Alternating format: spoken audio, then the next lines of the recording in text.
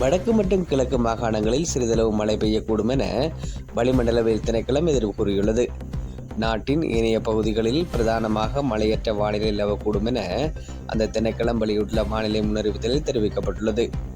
மேல் சப்ரகமுவ, மத்திய, தென், ஊவா மற்றும் வடமத்திய மாகாணங்களில் சில இடங்களில் காலை நேரங்களில் பனிமூட்டமான நிலை காணப்படக்கூடும் என வளிமண்டல திணைக்களம் மேலும் அறிவித்துள்ளது. 35,000க்கும் அதிகமான உயிர்களை பலிகொண்ட சுனாமி அனர்த்தம் ஏற்பட்டு இன்றுடன் 20 வருடங்கள் கழிகின்றது. இதற்கமைய நாட்டில் ஏற்பட்ட பல்வேறு அனர்த்தங்களால் உயிரிழந்த அனைவரையும் நினைவுகூரும் வகையில் இன்று தேசிய பாதுகாப்பு தினம் அனுஷ்டிக்கப்பட்டது. 2004ஆம் ஆண்டு சுனாமியில் 35,000க்கும் அதிகமானோர் பலியானதுடன் 5,000க்கும் அதிகமானோர் காணாமல் போயிருந்தனர்.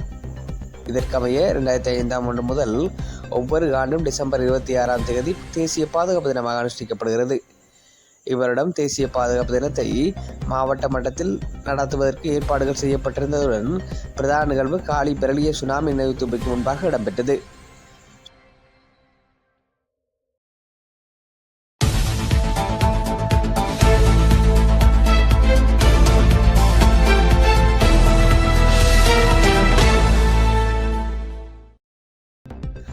நாட்டிற்கு வருகை தந்துள்ள சுற்றுலா பயணிகள் எண்ணிக்கை 20 லட்சத்தை தாண்டியுள்ளதாக தெரிவிக்கப்படுகிறது. 2024ஆம் ஆண்டு இலங்கைக்கு வருகை தந்த வெளிநாட்டு சுற்றுலா பயணிகளின் எண்ணிக்கை இன்று 2 மில்லியனை தாண்டியுள்ளது.